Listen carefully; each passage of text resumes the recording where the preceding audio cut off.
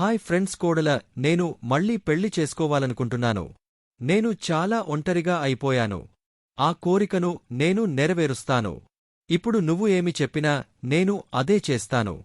కోరిక నెరవేరుస్తావా? రాత్రి నా గదిలోకి వచ్చే కోడల. నేను రాత్రి నీ గదిలోకి వచ్చేస్తాను. అప్పుడు నువ్వు ఏమి చేయాలనుకుంటే అది చేసుకో. ఢిల్లీలోని ఒక ముసలి వ్యక్తి రామశంకర్ తన కొడుకు అర్జున్ను ప్రయాణానికి సిద్ధం చేస్తున్నాడు. అర్జున్కు దుబాయ్లో ఉద్యోగం వచ్చింది. అర్జున్ తన అందమైన భార్య ప్రీతిని తన తండ్రి బాధ్యతలో పెట్టాడు. రామశంకర్ ముఖం సంతోషంతో నిండిపోయింది. అర్జున్ భార్య చేయి పట్టుకుని అన్నాడు, నాన్న, ప్రీతి జాగ్రత్త తీసుకో, ఆమె చాలా సున్నితమైనది. రామశంకర్ అన్నాడు, కొడుకా, ఫికర్ చేయకు, నేను ప్రీతిని నా కూతురిలా ప్రేమిస్తాను. అర్జున్ ప్రీతిని గట్టిగా కోగలించుకుని ఎయిర్పోర్ట్ వైపు బయలుదేరాడు. మరుసటి రోజు ప్రీతి తన మామగారికి టీ పెడుతుండగా రామశంకర్ అన్నాడు, కోడల, ఇక్కడికి వచ్చినా పక్కన కూర్చో, నాకు నీతో కొన్ని మాట్లాడాలి. రామశంకర్ అన్నాడు, కోడల, ఏమో కాని ఈ రోజుల్లో నేను చాలా ఒంటరిగా ఫీల్ అవుతున్నాను. నాతో ఎవరు ఉండాలని, నా ఒంటరితనాన్ని పంచుకోవాలని, నన్ను సంతోషంగా ఉంచాలని అనిపిస్తోంది. నాకు మళ్లీ పెళ్లి చేసుకోవాలని అనిపిస్తోంది. ప్రీతి నెమ్మదిగా అంది, మామయ్య, మీరు ఏం మాట్లాడుతున్నారు? నేను ఇక్కడ మీ జాగ్రత్త తీసుకోవడానికి, మిమ్మల్ని సంతోషంగా ఉంచడానికి ఉన్నాను. మీరు ఏమి చెప్పినా నేను అదే చేస్తాను. రామశంకర్ ముఖంపై చిరునవ్వు వ్యాపించింది. అతను లేచి నెమ్మదిగా ప్రీతి పక్కన కూర్చుని ఆమె భుజంపై చేయివేసి అన్నాడు, సరే కోడల, చూద్దాం, నువ్వు నన్ను సంతోషంగా ఉంచడానికి ఏం చేయగలవో. ప్రీతి సన్నని చిరునవ్వుతో అంది, మామయ్య, తొందర ఏంటి? ఇప్పుడు ఇంట్లో మనం ఇద్దరమే ఒంటరిగా ఉన్నాం. నేను నీకు రాత్రి ఒక ప్రత్యేకమైన కోడలమతి ఇస్తాను. ఇలా అని ఆమె టీ సామాన్లు తీసుకుని కిచెన్లోకి వెళ్ళిపోయింది. రామశంకర్ ఆమె వీపు చూస్తూ చిరునవ్వు నవ్వుతున్నాడు. ఇక అతను తరచు దాక్కుంటూ ప్రీతివైపు చూసేవాడు. ఆమె చీపురు తీస్తుండగా, బట్టలు ఉతుకుతుండగా లేదా ఇంటి పనులు చేస్తుండగా అతను అనేవాడు, కోడల చున్ని తీసే పని చేయడానికి సులువుగా ఉంటుంది. రామశంకర్ కళ్ళు వేటగాడిలా ఆమెపై నిలిచిపోయేవి. ఒక రాత్రి అతను నెమ్మదిగా తన గదినుంచి బయటకు వచ్చి ప్రీతిగది వైపు నడిచాడు. ప్రీతి అద్దం ముందు నిల్చుని ఉంది. ఆమె చున్ని నెమ్మదిగా భుజం నుంచి జారిపోతుంది. అకస్మాత్తుగా అడుగుల శబ్దం విని ప్రీతి ఉలిక్కిపడింది. భయంతో వెనక్కి తిరిగా అంది, మామయ్య, ఏమైంది? మీకు ఏదైనా కావాలా? రామశంకర్ నెమ్మదిగా ముందుకు వచ్చాడు. కాని అకస్మాత్తుగా అతని కాలు జారిపోయింది. కోడలసా, అతను ఉద్దేశపూర్వకంగానే పడినట్టు నటించాడా? అతను నేరుగా ప్రీతి చేతుల్లో పడ్డాడు. ఇద్దరూ మంచంమీద పడిపోయారు. ప్రీతి గుండె వేగంగా కొట్టుకుంటుంది. ఆమె భయంతో లేచి చున్ని తీసుకుని అంది, మామయ్య, అదేంటి? రామశంకర్ నెమ్మదిగా అన్నాడు, కోడల, క్షమించు, నా కాలు జారిపోయింది. నిజానికి నేను కేవలం నా మందు అడగడానికి వచ్చాను. ఎక్కడ ఉంచాను కాని? అతని కళ్లలో ఇంకా ఆ రహస్యమైన మెరుపు ఉంది. ప్రీతి గుండెలో తుఫాను లేచింది. ఆమె త్వరగా అంది, మామయ్య, మీరు మీ గదికి వెళ్ళండి. నేను మందు తీసుకొస్తాను. ఆమె త్వరగా గదినుంచి బయటకు వెళ్ళిపోయింది. సాయంత్రం ప్రీతి తన భర్త అర్జున్తో వీడియో కాల్లో మాట్లాడుతుండగా ఆమె స్వరంలో ఆ పాత ప్రేమ ఉంది. ఆ మృదుత్వం ఉంది.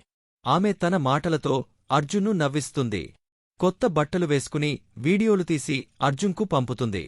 నవ్వుతూ అర్జున్ను ముద్దు పెట్టుకుని తన గుండె మాటలు చెప్పుకుంటుంది. కాని ఆమెకు ఏమి తెలియదు, రామశంకర్ కిటికీ వెనకనుంచి ఇదంతా చూస్తున్నాడని. అతని కళ్లలో కామాగ్ని రేగింది. ముఖం కోపంతో, ఈర్ష్యతో ఎర్రబడింది. అతను నిశ్శబ్దంగా అక్కడినుంచి తప్పుకున్నాడు. కాని అతని గుండెలో వేరే ఏదో జరుగుతోంది. మరుసటిరోజు ప్రీతి తన గదిలో మొబైల్లో బిజీగా ఉండగా అకస్మాత్తుగా బయటనుంచి ఒక స్త్రీ నవ్వు శబ్దం వచ్చింది. ఆమె ఆశ్చర్యపోయి త్వరగా బయటకు వచ్చింది. రామశంకర్ ఒక మహిళతో నవ్వుతూ మాట్లాడుతున్నాడు. ప్రీతి ఆశ్చర్యంతో, కోపంతో అడిగింది, మామయ్య, ఈ స్త్రీ ఎవరు? రామశంకర్ ధీమాగా జవాబు ఇచ్చాడు, కోడల, ఏం నేను నీకు చెప్పలేదా నాకు మళ్లీ పెళ్లి చేసుకోవాలని?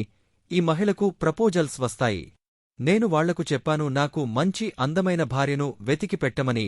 అతని స్వరంలో ఒక వింత గర్వం, ధైర్యముంది. ఇదంతా ఒక కుట్రలా ఉంది. రామశంకర్ ఉద్దేశపూర్వకంగా ప్రీతిని బాధ పెడుతున్నాడు. ప్రీతి గుండెలో కోపం పొంగపర్లింది. ఆమె ముఖం ఎర్రబడింది. కాని ఏమి అనకుండా తిరిగే తన గదికి వెళ్ళిపోయింది. ప్రీతి గుండెలో తుఫాను సృష్టించింది. ఆమెకు రామశంకర్ మళ్లీ పెళ్లి చేసుకోవడం ఇష్టంలేదు, ఎందుకంటే ఆమె రామశంకర్ ఆస్తుల గురించి ఆలోచిస్తోంది. రామశంకర్ పెళ్లి చేసుకుంటే అంతా కొత్త భార్య పేరుకే వెళ్తుంది.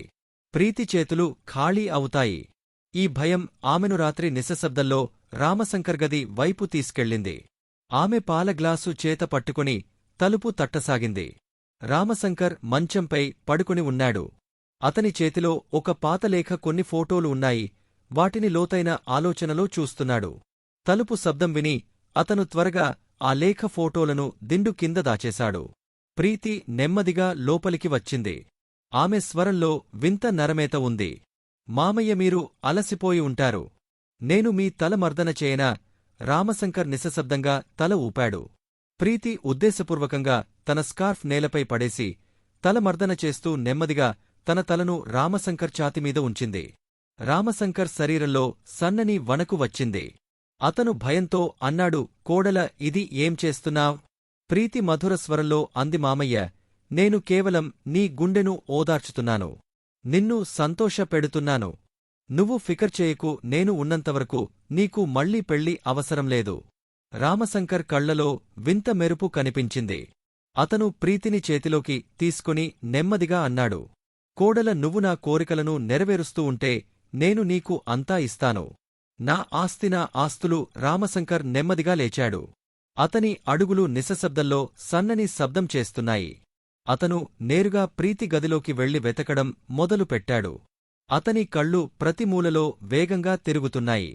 ఒక లోతైన రహస్యం కోసం వెతుకుతున్నట్టు. చివరికి అతని దృష్టి అల్మారా మీద పడింది.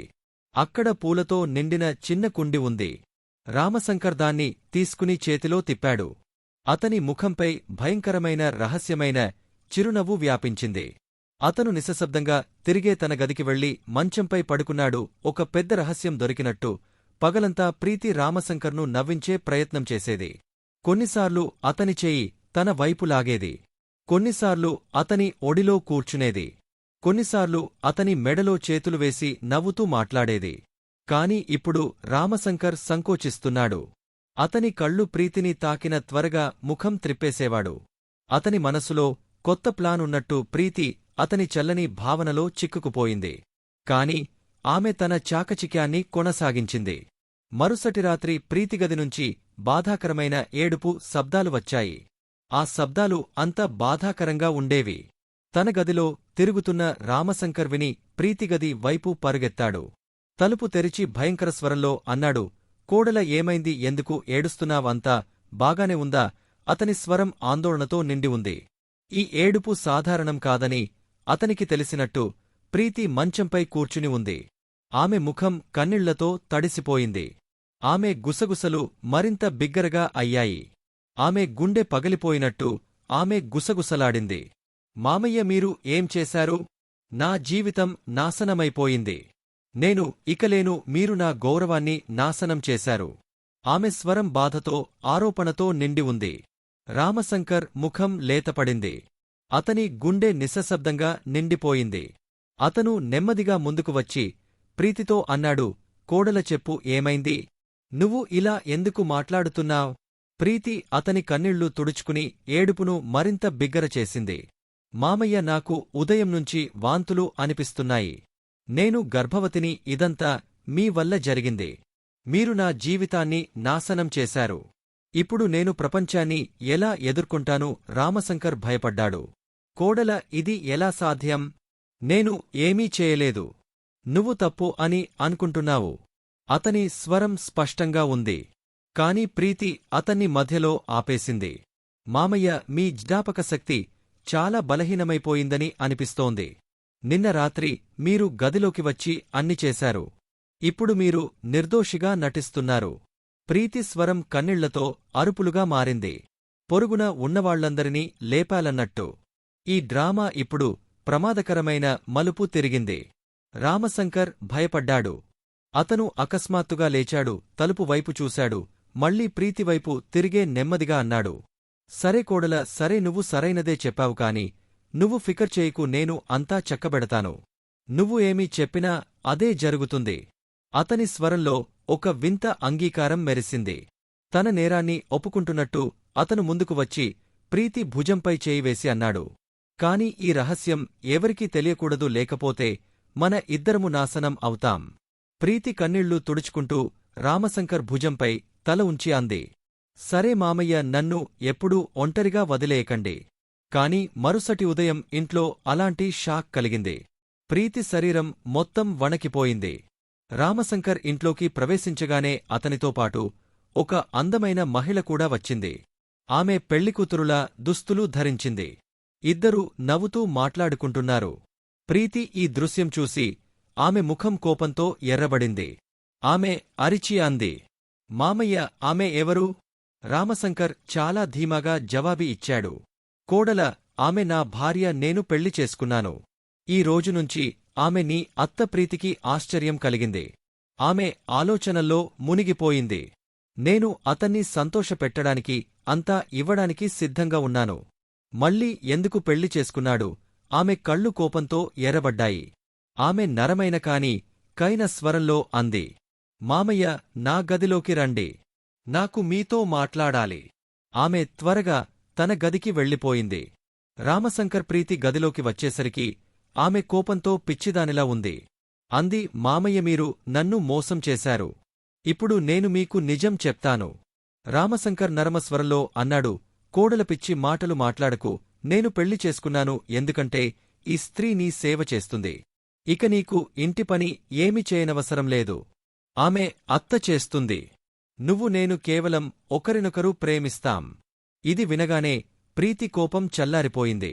ఆమె ముఖంపై ధైర్యం, సంతోషం, చిరునవ్వు వ్యాపించింది. కాని ప్రీతికి ఏమీ తెలియదు. ఆమె జీవితంలో ఒక తుఫాను రాబోతోందని, అది ఆమెను నాశనం దిశగా తీసుకెళ్తుందని. రామ్ శంకర్ కొత్త భార్య అంటే ఇంటి పనిదానికంటే ఎక్కువ కాదు. ప్రీతి ఇంటి పనులన్నీ నిశ్శబ్దంగా చేసేది. ప్రీతికి అనిపించింది ఆమె తన చాకచక్యంతో గెలిచిందని. ప్రీతికి అనిపించింది రామశంకర్ అపారమైన ఆస్తులను ఆమె పిడికిలిలో పెట్టుకున్నట్టుకాని రామశంకర్ ముఖంపై వింత నిశ్శబ్దముంది. అతని కళ్లలో ఆశ్చర్యం దాచిన కోపముంది. ఒక పెద్ద రహస్యం పట్టుకున్నట్టు రామశంకర్ ఇప్పుడు ప్రీతినుంచి దూరంగా ఉంటున్నాడు. అతని కళ్ల చల్లదనం, ప్రవర్తనలో భావరాహిత్యం ప్రీతిని తాకసాగింది. ఆమెకు అనిపించసాగింది ఆమె చాకచక్యాలన్నీ ఇప్పుడు పనికి రానివైపోయాయని. రామశంకర్ అపారధనం, శక్తి ఆమె చేతుల నుంచి జారిపోతున్నాయి. ఒకరోజు రామశంకర్ తన కొత్త భార్యతో చాలా సమయం గడుపుతుండగా ప్రీతివాళ్లను ఒంటరిగా ఆపేసింది. ఆమె స్వరంలో విషం ఉంది. మామయ్య, ఇది ఏం జరుగుతోంది? నువ్వు నానుంచి ఎందుకు దూరంగా ఉంటున్నావ్? నీ భార్యకు ఇంత సమయం ఇస్తున్నావ్. నీవు నాతో చేసిన వాగ్దానం గుర్తులేదా? రామశంకర్ ఒక క్షణం ఆమె వైపు చూసి చల్లని స్వరంలో అన్నాడు, ప్రీతి, నాకు ఏమీ గుర్తులేదు. నువ్వు ఏమి చేయాలనుకుంటే చేసుకో. ఇక నీ మాట వినను. ప్రీతి ముఖం కోపంతో ఎర్రబడింది. ఆమె తన గది వైపు పరుగెత్తింది. తలుపు గట్టిగా మూసేసి వణుకుతున్న చేతులతో తన భర్త అర్జున్ను ఫోన్ చేసింది. ఆమె స్వరం గుసగుసలు, కోపంతో నిండి ఉంది. అర్జున్, నువ్వు ఎక్కడున్నా వెంటనే తిరిగరా. నా జీవితం నాశనమైపోయింది. నా గౌరవం లూటైపోయింది. ఆమె స్వరం విరిగిపోతోంది. నీ తండ్రి నాతో ఆ రకంగా ప్రవర్తించాడు. అతను చేయకూడనిది చేశాడు. అతను దాన్ని ఒప్పుకున్నాడు. అర్జున్ నిన్ను ఉద్దేశపూర్వకంగా దుబాయ్కు పంపాడు. తను నన్ను వెనకనుంచి తీసుకోవడానికి. అర్జున్ చెవుల్లో పిడుగు పడ్డట్టయింది. అతని శ్వాసలు వేగంగా అయ్యాయి. వణకుతున్న స్వరంలో అన్నాడు, ఏం చెప్పావు? ప్రీతి తండ్రి అలా చేయడు. అబద్ధం చెప్పకు. ప్రీతి లోతుగా శ్వాస తీసుకుని చల్లని స్వరంలో అంది, అర్జున్, నేను నీకు ఆధారాలు పంపుతున్నాను. నీవే చూసుకో. ఆమె మొబైల్ తీసుకుని వీడియో తెరిచింది. అందులో ఆమె రామశంకర్తో గదిలో ఉంది. ఆమె తల అతని ఛాతిమీద పడి ఉంది. ఆ వీడియోనే ఆమె రహస్యంగా కెమెరా ఆన్ చేసి రికార్డ్ చేసింది. ఆ వీడియో అర్జున్ ప్రపంచాన్ని నాశనం చేయడానికి చాలు. ఆమె వీడియో పంపింది. అర్జున్ ఆ వీడియో చూడగానే అతని గుండె పగలిపోయింది. శ్వాసలు ఆగపోయాయి. కళ్ల ముందు చీకటి కమ్మింది. వణకుతున్న చేతులతో మళ్లీ ప్రీతిని ఫోన్ చేశాడు. ప్రీతి, ఫికర్ చేయకు. ఎంత త్వరగా సాధ్యమో అంత త్వరగా వస్తున్నాను. కొంచెం ఓపిక పట్టు. అర్జున్ ఈ మాట వినగానే ప్రీతి కళ్లలో ఆశకిరణం కనిపించింది. మరుసటి ఉదయం ఇల్లు గుంపులా ఉంది. కేవలం ఒక చిన్న మెరుపు చాలు అంతా పేల్చేయడానికి. రామశంకర్, అతని భార్య ప్రీతి అల్పాహారం టేబుల్ వద్ద కూర్చుని ఉన్నారు. గదిలో నిశ్శబ్దం. రామశంకర్ ముఖంపై ఆలోచనల పొరలు పరుచుకున్నాయి. అకస్మాత్తుగా తలుపు గంట మోగింది. గుండెలు గట్టిగా కొట్టుకునే శబ్దం, ప్రీతిశ్వాస ఆగపోయింది. రామశంకర్ కళ్లలో వింత మెరుపు కనిపించింది. అతను ఈ క్షణం కోసమే ఎదురుచూస్తున్నట్టు తలుపు గంట మళ్లీ మోగింది. రామశంకర్ లేచి తలుపు తెరిచాడు. అర్జున్ అతని ముందు నిలబడి ఉన్నాడు. అతని కళ్లలో కోపాగ్ని బాధ కిరణాలు మెరుస్తున్నాయి. ప్రీతి ఉలిక్కిపడి లేచి నిలబడింది. పరుగెత్తుకుంటూ అర్జున్ మెడలో పడి గట్టిగా ఏడవసాగింది. రామశంకర్ నెమ్మదిగా స్వరం తగ్గించి అన్నాడు, కొడుకా, నువ్వు ఇక్కడ ఏం చేస్తున్నావంతా బాగానే ఉందా? నువ్వు ఎందుకు తరిగ వచ్చావ్? కాని అతను వాక్యం పూర్తి చేయకముందే అర్జున్ పేలిపోయాడు. తండ్రి కాలర్ పట్టుకున్నాడు. అతని స్వరం కోపంతో వణకుతోంది. మీరు తండ్రి కాదు, మీరు ఒక రాక్షసుడు. మీరు నా అమాయక భార్య గౌరవాన్ని నాశనం చేశారు. మీరు ఆమె గౌరవాన్ని లూట్ చేశారు. నేను మిమ్మల్ని జీవించి ఉంచను. అర్జున్ అతన్ని గట్టిగా తోసేశాడు. రామశంకర్ నేలపై పడిపోయాడు. కొంతసేపటికి అతను లేచాడు. లోతుగా శ్వాస తీసుకుని ధైర్యంగా అన్నాడు, కొడుకా, నన్ను చంపు, నా ప్రాణాలతో చంపు, కాని ముందు నా మాట విను. తర్వాత నువ్వు నాకు ఏ శిక్ష విధించాలనుకుంటే నాకు ఒప్పుకుంటాను. రామశంకర్ తన జేబునుంచి ఒక పాత ముద్ర వేయబడిన లేఖ, కొన్ని ఫోటోలు తీసి అర్జున్ చేతిలో పెట్టాడు. ఈ లేఖ నా పాత స్నేహితుడు పంపాడు. ఈ ఫోటోలు చూడు. నీ భార్య గౌరవంతురాలు కాదు.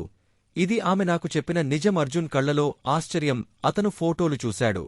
ప్రీతి వింత ప్రదేశాల్లో రంగురంగుల బట్టలో నవ్వుతూ ఉంది. ఆమె అతని వ్యాపార రాణిలా ఉంది. అర్జున్ మనసు తికమకపడింది. అబ్బా, ఇది ఏంటి? అతని స్వరం వణకుతోంది. రామశంకర్ లోతుగా శ్వాస తీసుకుని అన్నాడు, కొడుకా, చెప్పు, నువ్వు దుబాయ్లో ఉన్నప్పుడు ప్రీతి నీకు ఎన్నిసార్లు ఫోన్ చేసింది? ఎన్ని వీడియోలు పంపింది? అర్జున్ దాని గురించి ఆలోచించి అన్నాడు, అబ్బా, ఆమె 1-2 సార్లు మాత్రమే ఫోన్ చేసింది. వీడియోలు ఏవీ పంపలేదు. రామశంకర్ చిరునవ్వు నవ్వాడు. సరే కొడుకా, ఇప్పుడు మరో భయంకర రహస్యం చూడు. అతను లేచి తన గదికి వెళ్లి కొంచెం సేపటికి చేతిలో అందమైన పూలకుండి తీసుకొచ్చాడు. ఇది పూలకుండి కాదు కొడుకా, ఇందులో ఒక రహస్య కెమెరా ఉంది. నేను ప్రీతి గదిలో పెట్టాను. రామశంకలేచి ఫోన్ తీసుకుని వీడియో ప్లే చేశాడు. అర్జున్ కళ్ళు స్క్రీన్పై గట్టిగా అంటుకున్నాయి. వీడియోలో ప్రీతిగది రాత్రి నిశ్శబ్దం. కిటికీ నుంచి సన్నని కాంతి వస్తోంది. అకస్మాత్తుగా ఒక యువకుడు రహస్యంగా లోపలికి వచ్చాడు. ప్రీతి అతన్ని చూసి కోగలించుకుంది. తర్వాత ఇద్దరూ మంచంపై పడుకున్నారు. అర్జున్ శ్వాస ఆగపోయింది. వీడియోలో ఆ దృశ్యం రిపీట్ అవుతోంది. ప్రీతి, ఆ యువకుడు కలిసిపోయారు. చున్ని గాలిలో ఈదుతోంది. అలాంటి చిత్రాలు చూసి అర్జున్ గుండె పగిలిపోయింది. రామశంకర్ చల్లని స్వరంలో అన్నాడు, ఎక్కడున్నావు కొడుకా? ఇది ప్రీతి ఆ ప్రేమికుడితోనే మాట్లాడేది. అతనికి ప్రేమ సందేశాలు పంపేది. తన బట్టలు మార్చుకుని మలినమైన వీడియోలు తీసి అతనికి పంపేది. నువ్వుతో మాట్లాడుతున్నానని సాకు చెప్పేది. తర్వాత అతను ఇంకో ఆశ్చర్యపరిచే రహస్యం బయటపెట్టాడు. నా భార్య సాధారణ భార్య కాదు. ఒక లేడీ డాక్టర్. ప్రీతి నాపై ఆరోపణ చేసినప్పుడు నాకు ఆమెతో సంబంధముందని నేను ఈ డాక్టర్ను నకిలీ భార్యగా ఇంటికి తీసుకొచ్చాను. ఆమె ప్రీతి పరీక్ష తీసుకుని అంతా అబద్ధమని నిరూపించింది. ప్రీతి ఈ డ్రామా నన్ను బ్లాక్మెయిల్ చేయడానికి రచించింది. నా ఆస్తిని లాగేసుకోవడానికి. అర్జున్ కళ్లలో కన్నీళ్లు ఉన్నాయి కాని ముఖం కోపంతో ఎర్రబడింది. అతను లేచి తిరిగ ప్రీతిని చెంపదెబ్బ కొట్టాడు. అతని స్వరం ఇంటి గోడల్లో ప్రతిధ్వనించింది. చీ నీచురాల, నన్ను మోసం చేసవు. నేను నిన్ను చాలా ప్రేమించాను. నిన్ను సంతోషంగా ఉంచడానికి దుబాయ్కు వెళ్లాను. నువ్వు నాతో ఇలా చేసవు. ప్రీతి నాలుక నోట్లో ఇరుక్కుపోయింది. ఆమె కళ్ళు బైర్లులాగా తెరుచుకున్నాయి. ఆమె మొత్తం డ్రామా నాశనమైపోయినట్టు. అర్జున్ అరిచాడు, అబ్బా, వెంటనే పోలీసులను పిలవండి. ఈ స్త్రీని అప్పగించండి. నేను ఆమె ముఖం చూడాలని లేదు. రామశంకర్ నెమ్మదిగా అన్నాడు, కొడుకా, అలా కాదు. పోలీసులు వస్తే ఇంటి పొరుగు మొత్తం అవమానం అవుతుంది. మనకు కీర్తి కావాలి కాదు. దీనికి మంచిది ఈ మురికి తన ఇంటికి తిరిగి వెళ్ళిపోవడమే. గదిలో నిశ్శబ్దం. అర్జున్ కళ్ళు మారిపోయాయి. రామశంకర్ చల్లని చిరునవ్వు సంతృప్తిగా ఉంది. ప్రీతి నిస్సహాయంగా నిలబడి ఉంది. నీ ఇష్టం వచ్చిన జీవితం జీవించు. నా ఇంటినుంచి పారిపో. వెళ్ళి నీ ప్రేమికుడితో నీ వ్యాపారం చేసుకో. నేను నీకు గౌరవం ఇచ్చాను, నీకు ఇచ్చాను. ఇది నా తప్పు. ప్రీతి నేలపై కూర్చుని అర్జున్ కాళ్లు పట్టుకుంది. అర్జున్, అలా చేయకు, నన్ను క్షమించు. నేను నీ భార్యను. అర్జున్ గట్టి స్వరంలో 3 సార్లు అన్నాడు. నీకు తలాకనిస్తున్నాను, నీకు తలాకనిస్తున్నాను, నీకు తలాకనిస్తున్నాను ప్రీతిని తోసేసి ఇంటినుంచి బయటకు తరిమేశాడు. తలుపు గట్టిగా మూసేశాడు. తర్వాత అర్జున్ తన తండ్రి రామశంకర్ను కోగిలించుకున్నాడు. అతని కళ్లలో కన్నీళ్లు నన్ను క్షమించండి. నాకు నిజం తెలియలేదు. రామశంకర్ ఏడుస్తూ అన్నాడు, కొడుకా సరే ఇది చాలా పెద్ద మోసం కాని దేవుడు దయవల్ల మన కళ్ళు తెరుచుకున్నాయి. నిన్ను దుబాయ్కు పంపాను ఎందుకంటే నువ్వు ఈ స్త్రీ యొక్క అబద్ధపు ప్రేమలో పిచ్చివాడివైపోయావు. నువ్వు ఇక్కడ ఉన్నప్పుడు ఈ నిజం ఎన్నటికీ బయటపడేది కాదు. ఈ మోసం, ఈ అబద్ధం మరచిపోవడానికి కొంత సమయం పట్టవచ్చు. మా ఈరోజు కథ నచ్చితే ఛానల్ను సబ్స్క్రైబ్ చేయండి, వీడియోను లైక్ షేర్ చేయడం మర్చిపోకండి. జై హింద్.